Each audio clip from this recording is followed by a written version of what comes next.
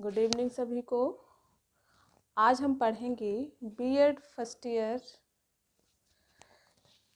के subject BD 101 के तहत थर्ड यूनिट का पहला पॉइंट संज्ञानात्मक विकास का सिद्धांत। ठीक है, जैसा कि आपको हमने बताया भी था क्लास में कि आपके बीएड प्रथम वर्ष के BD 101 विषय में चाइल्डहुड एंड ग्रोविंग अप में जो थ्योरी रखी गई है उनकी संख्या है 4, जिसमें से आपका पहला सिद्धांत है संज्ञानात्मक विकास का सिद्धांत, कॉग्निटिव डेवलपमेंट थ्योरी।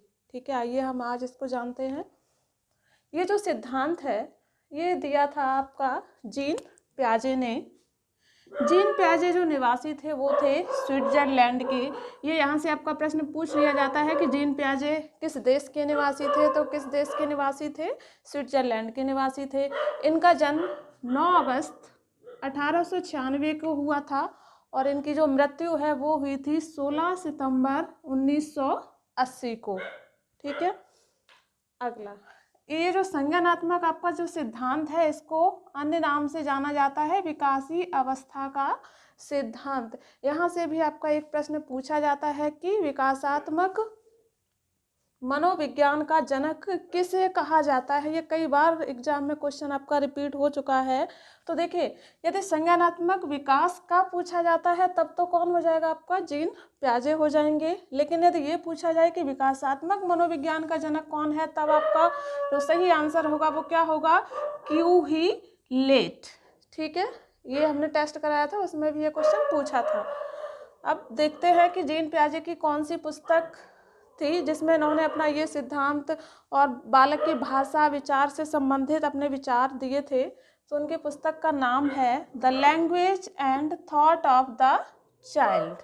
ठीक है, अगला देखते हैं।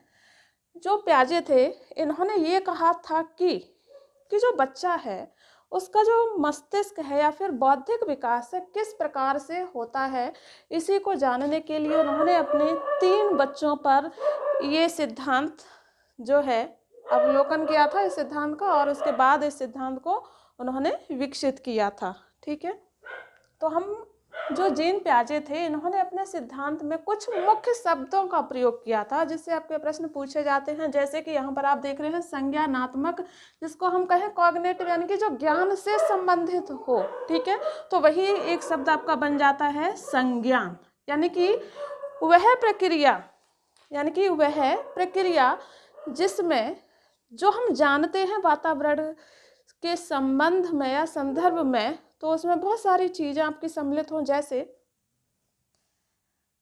प्रत्यक्षण, स्मरण, प्रतिमा, चिंतन, तर्क,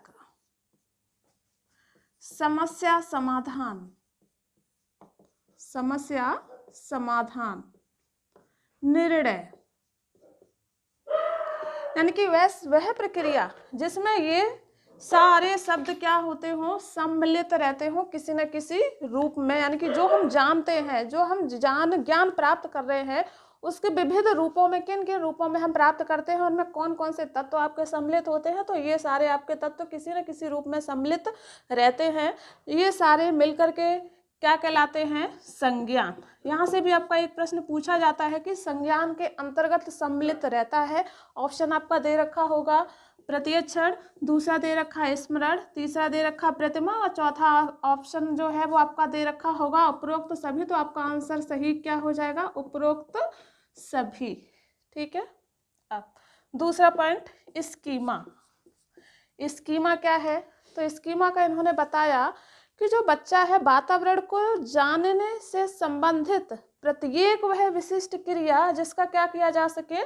सामान्यीकरण किया जा सके, कहलाती है स्कीमा। ठीक है, यानी कि वातावरण को जानने से संबंधित वह प्रत्येक विशिष्ट क्रिया जिसका क्या किया जा सके? सामान्यीकरण किया जा सके, वह कहलाती है स्कीमा। ठीक है, अगला पॉइंट है संगठन। यानी कि जो मस्तिष्क में हमारे विचार निहित होते हैं, यदि हम उनको एक व्यवस्थित क्रम प्रदान कर दें या क्रमबद्ध कर दें तो वो कहलाएगा आपका संगठन। यानी कि विचारों को क्या करना, क्रमबद्ध कर देना, विचारों को क्रमबद्ध करना ही क्या कहलाता है, संगठन कहलाता है। ठीक है, अगला पॉइंट है हमारा अनुकूलन, एडॉप्टेशन जिसको हम कहें, यानी कि जो वातावरण है उसके अनुसार हम यदि अपने को ढाल लेते हैं तो वो प्रक्रिया कहलाती है अनुकूलन। ठीक है, यानी कि वातावरण के अनुसार अपने को क्या करना, समायोजित कर लेना ही अनुकूलन कहलाता है। अनुकूलन को दो भागों में इन्होंने बांटा है, एक है आत्मसातीकरण और दूसरा है समष्टिकरण या फिर समंजन। ठीक है, अनुकूलन को इन्होंने कितने भागों में बांटा, दो, एक आत्मसातीकरण और दूसरा समष्टिकरण। पहले हम जानते हैं आत्मसातीकरण को, यानी कि एसिमिलेशन। ठीक है, कि आत्मसातीकरण क्या होता है, जैसे हमारे पास पहले से ही ज्ञान निहित है हमारे अंदर या किसी चीज के बारे में हमें पहले से ही पता है, उसमें वर्तमान ज्ञान को और हम जोड़ लेते हैं तो वो प्रक्रिया आपकी कहलाती है आत्मसातीकरण। यानी कि इसकी परिभाषा क्या हो जाएगी, पुराने ज्ञान में नवीन ज्ञान को, पुराने ज्ञान में नवीन ज्ञान को जोड़ लेना या फिर जोड़ना। पुराने ज्ञान यानी कि जो हमारे पास पहले से ही प्रीवियस नॉलेज था उसमें हमने क्या किया, न्यू नॉलेज को जोड़ दिया। ठीक है, पुराने ज्ञान में हमने नवीन ज्ञान को जोड़ दिया तो वो प्रक्रिया आपकी कहलाती है आत्मसातीकरण या फिर एसिमिलेशन। दूसरा इसी का ही अनुकूलन का ही दूसरा पार्ट समष्टिकरण। अब देखिए बिल्कुल यही सेम यहाँ पर है प्रोसेस, बस इसमें हमें 3 शब्दों का याद रखना होगा। यदि हम जो हमारे पास के पुराना ज्ञान है, पुराने ज्ञान में यदि हम नए ज्ञान को जोड़ना चाहते हैं, किसको जोड़ना चाहते हैं, नए ज्ञान या फिर नवीन ज्ञान, नवीन ज्ञान को जोड़ने के लिए, नवीन ज्ञान को जोड़ने के लिए हमें पुराने ज्ञान में देखिए क्या क्या करना पड़ेगा, 3 टर्म हमें यहाँ 3 शब्द देखने होंगे।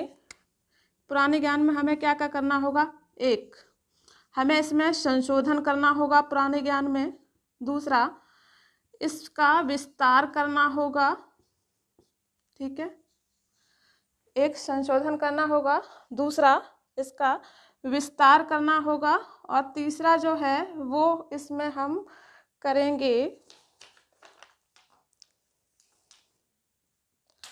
सुधार।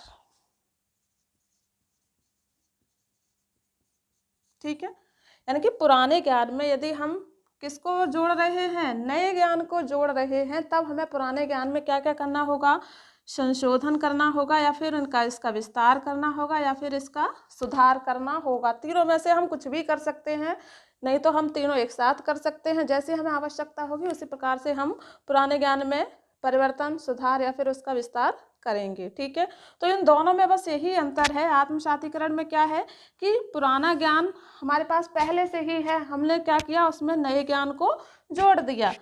ऐसी अकोमोडेशन यानी कि समष्टिकरण क्या हो जाएगा, पुराने ज्ञान में यदि हम नए ज्ञान को जोड़ना चाहते हैं तब हमें पुराने ज्ञान में संशोधन, विस्तार या फिर सुधार करना होगा।